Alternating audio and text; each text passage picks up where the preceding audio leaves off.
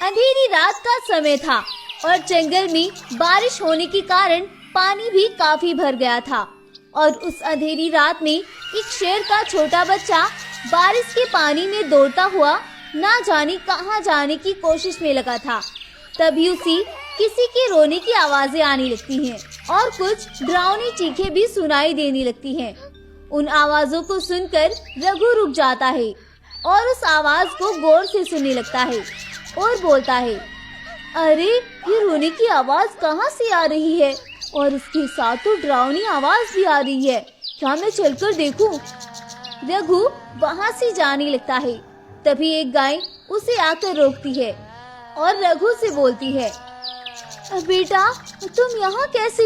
यहाँ से जल्दी निकलो बेटा। लेकिन आंटी ये रोने की आवाज कहाँ से आ रही है? हमें चलकर देखना चाहिए।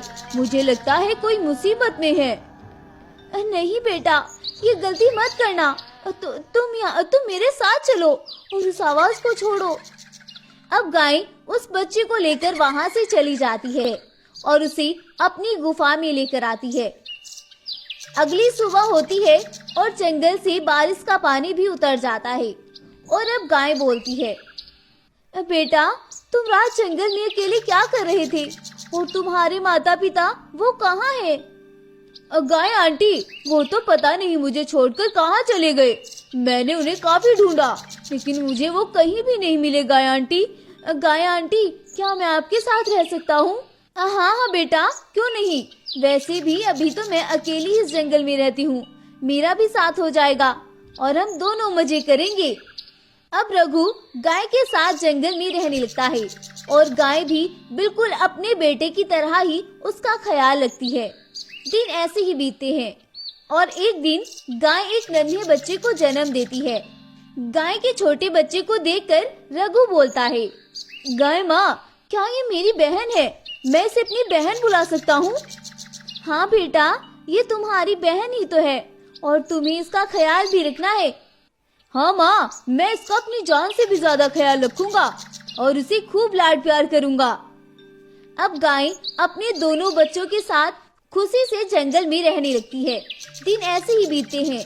एक दिन रघु और उसकी बहन श्रेया दोनों अपनी माँ के बताए हुए काम के लिए जंगल में जाते हैं और वो दोनों गलती से उसी रास्ते में चले जाते हैं जिस रास्ते से उस दिन रघु को चीखों की आवाजें आ रही थी।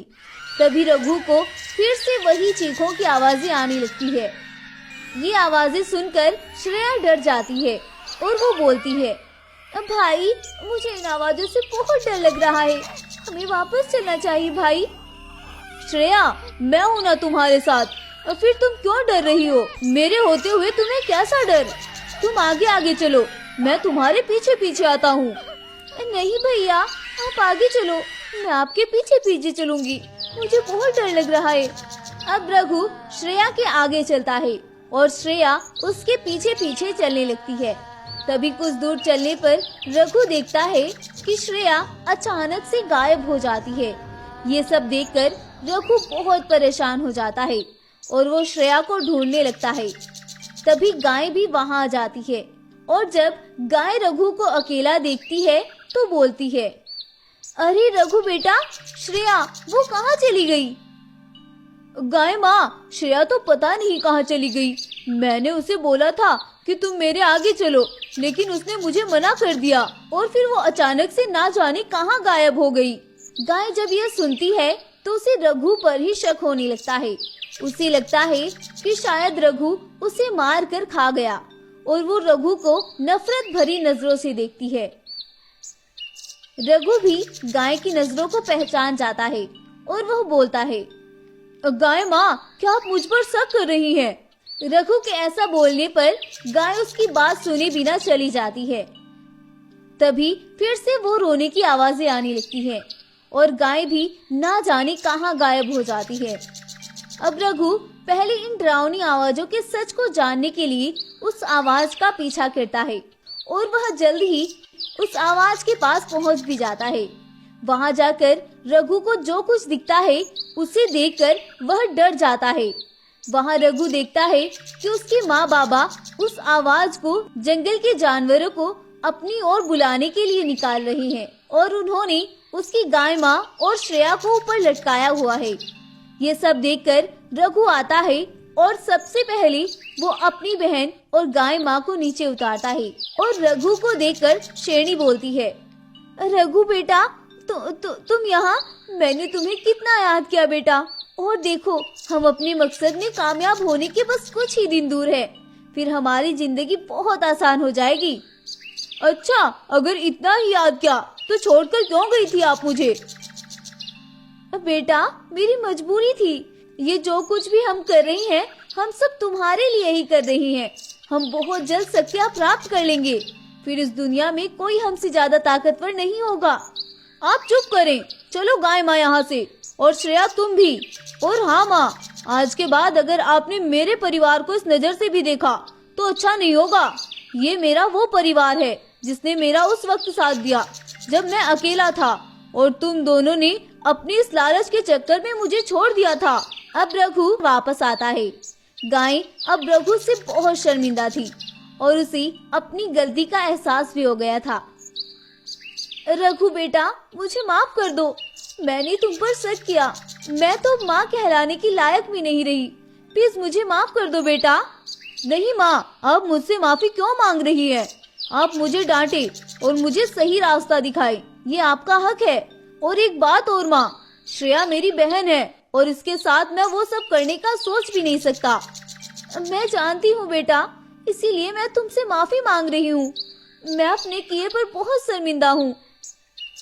अब रघु वापस अपने माता पिता के पास जाता है और उन्हें चेतावनी देता है और उन्हें उस जंगल से जाने का बोलता है। अब बेटा तुम ऐसा क्यों बोल रहे हो?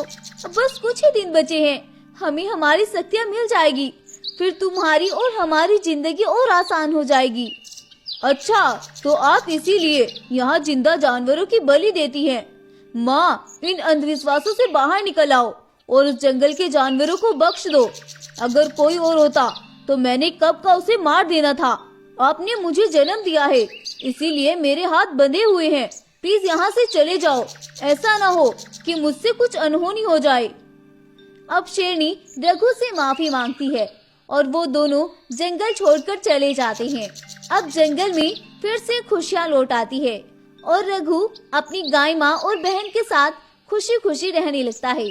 सीख, इस कहानी से हमें सीख मिलती है, अगर रिश्ते सच्चे हों तो खून एक होना मायने नहीं रखता है। कभी कभी गैर अपने से ज्यादा अजीज हो जाते हैं और वो हमारे लिए वो सब कर जाते हैं जो हमारे लिए अपने भी नहीं कर पाते हैं।